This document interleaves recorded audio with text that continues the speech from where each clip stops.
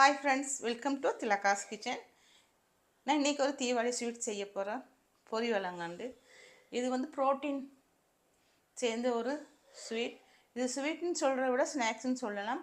இது குழந்தைகளுக்கு கொடுக்கலாம் சாப்பிட்றதுக்கு. அவ்வளோ ஹெல்த்தியானது. இதில் எல்லாம் பருப்பு வகைகள் தான் சேர்ந்துருக்கு.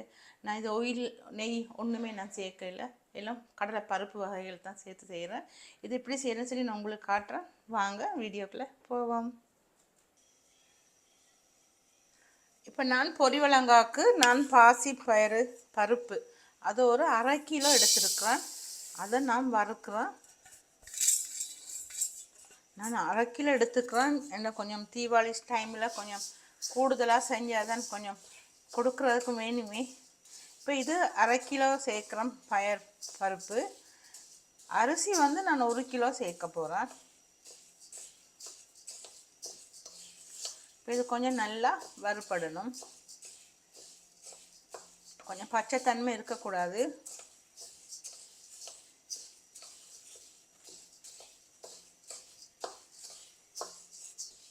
இந்த பலகாரங்கள் இதெல்லாம் இந்த ஸ்வீட்லாம் வந்து இப்போ யாருமே அதை விரும்பி அதை விரும்பி செய்கிறதுல அந்த பழைய காலத்து ஆட்கள் இருந்தாங்கன்னா அவங்களுக்கு தெரியும். இப்போ உள்ளவங்களுக்கு இது கொஞ்சம் தெரியாது. இது நானும் எங்கள் அம்மாட்ட கேட்டு கொஞ்சம் செய்யும்போது பக்கத்தில் இருந்து பார்க்குறது, அதனால் கொஞ்சம் எனக்கு தெரியும். ஆனால் இது குழந்தைகளுக்கு இது கொடுக்குறது அவ்வளோ ஹெல்த்தி. பிள்ளைகள் சும்மாவே நாங்கள் இந்த பருப்பு பொட்டுக்கடலைகள் எல்லாம் கொடுத்தா சாப்பிடாதுங்க.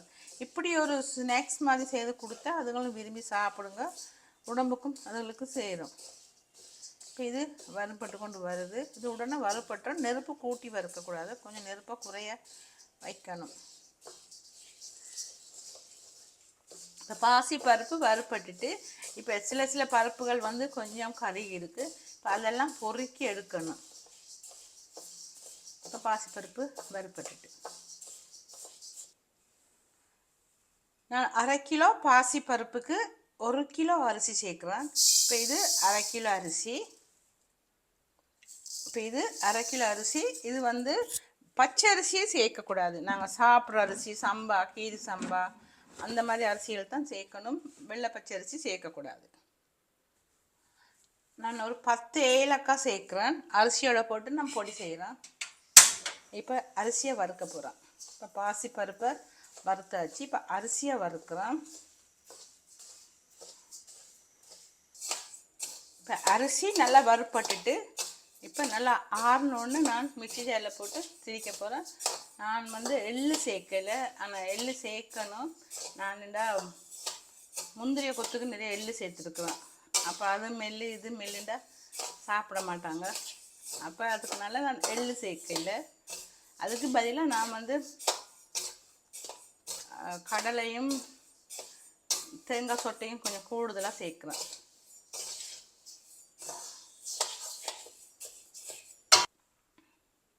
இப்போ பாசி பருப்பை திரிச்சிட்டேன். இப்போ அரிசியை திரிக்கணும். அரிசி பாசி பருப்பெல்லாம் நான் திரித்து இந்த பிளேட் பெரிய ஒரு பாத்திரத்தில் போட்டிருக்குறோம். இப்போ இதில் நிலக்கடலையை கொஞ்சம் நெய்யில் ஃப்ரை பண்ண போகிறோம். இப்போ நெய் கொஞ்சம் சேர்க்குறேன். நிலக்கடலையை ஃப்ரை பண்ணுறேன். நெய் கொஞ்சம் சேர்க்குறேன். ஒரு 2 தேக்கரண்டி அளவு நெய் சேர்க்குறேன்.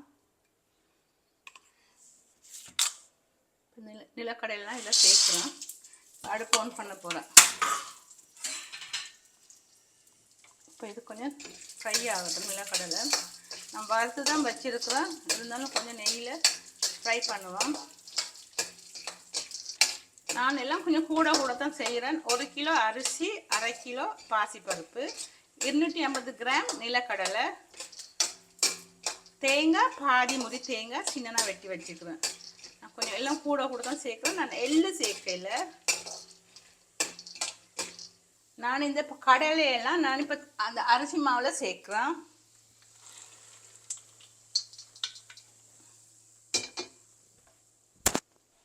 இன்னும் ஒரு கரண்டி நெய் சேர்க்குறேன். தேங்காவை வறுக்கிறதுக்கு சின்ன பாதி தேங்காய் வெட்டி இந்த மாதிரி எடுத்துருக்குறேன். நான் கொஞ்சம் எல்லாம் கூடுதலாக தான் சேர்க்குறேன். எல்லாம் ஒரு 2 கிலோ வரும்னு நினைக்கிறேன். தீபாவளி டைமில் சாப்பிட்றது கூட வந்தானே ஸ்வீட் அதுகள். இப்போ இது நல்லா கொஞ்சம் நெய்யில் வறுக்கட்டும். தேங்காய் வந்து நல்லா வறுப்படணும், கொஞ்சம் பச்சையாக இருக்கக்கூடாது, கெட்டு போயிடும். இல்லாட்டி உடனே முடிக்கிற மாதிரி இருக்கணும், ஒரு 10-15 நாளில் முடிக்கிற மாதிரி இருக்கணும்.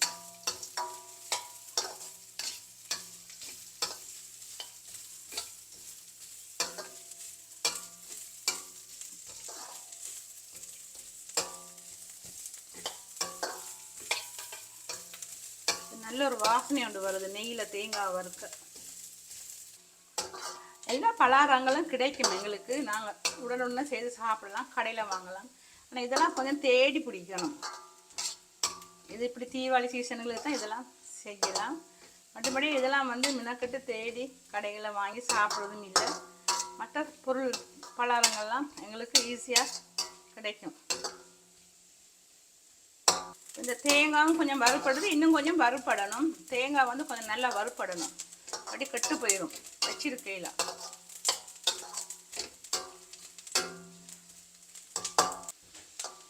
இப்போ தேங்காய் நல்லா வறுப்பட்டுட்டு இப்போ நான் இந்த மிக்ஸ் பண்ணதை நான் சேர்க்க போகிறேன். தேங்காயையும் அந்த கடலை அதெல்லாம் வறுத்து வச்சதில் நான் சேர்க்க போகிறேன். இதில் சேர்த்துட்டேன். சொக்கு பவுடர் ஒரு தேக்கரண்டி அளவு சேர்க்குறேன், ரொம்ப சேர்க்க இல்லை, பிள்ளைகள் சாப்பிட்றது. ஒரு தேக்கரண்டி அளவு சேர்க்குறேன்.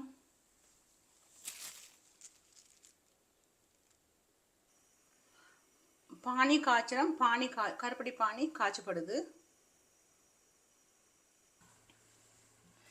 இப்போ பொட்டுக்கடலை ஒரு 150 கிராம் தான் சேர்க்குறேன். இப்போ எல்லாம் நல்லா மிக்ஸ் பண்ணுறேன். எல்லாம் சேரணும், கடலை, தேங்காய் சொட்டை, பொட்டுக்கடலை எல்லாம் சேரணும். மிக்ஸ் பண்ணி கருப்பட்டி பானி காய்ச்சி உருண்டை பிடிக்கிறது. கொஞ்சம் உப்பு சேர்க்குறேன், உப்புத்தூள் கொஞ்சமாக சேர்க்குறேன். நான் கொஞ்சம் கொஞ்சமாக தான் உருண்டை பிடிக்க போகிறேன். எல்லா மாவையும் போட்டு நான் கருப்பட்டி பானியில் போட்டு செய்யலை, கொஞ்சம் கொஞ்சமாக தான் செய்கிறேன். கருப்பட்டி பானியை சேர்க்குறேன் உருண்டை பிடிக்கிறதுக்கு. கருப்பட்டி பானியை விட்டு நல்லா மிக்ஸ் பண்ணுறேன், நல்லா உருண்டை பிடிக்கிறதுக்கு இன்னும் கொஞ்சம் சேர்க்குறேன். கருப்பட்டி பானி சுடுது.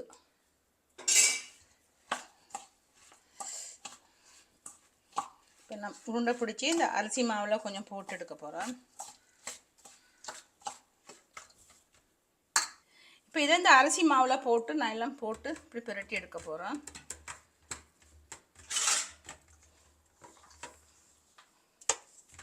எல்லா உருண்டையும் இப்படி செய்து எடுக்க போகிறேன். இந்த பொரிவிலங்காய் நான் எல்லாம் செய்து முடிச்சுட்டா இது நாளைக்கு சாப்பிடத்தான் நல்லாயிருக்கும். தீபாவளி அன்னைக்கு இது கொஞ்சம் இருகணும். இது எப்படி செய்யுதுன்னு சொல்லி பார்த்துருப்பீங்க. பிடிச்சிருந்தா எனக்கு லைக் பண்ணி ஷேர் பண்ணி சப்ஸ்கிரைப் பண்ணுங்கள்.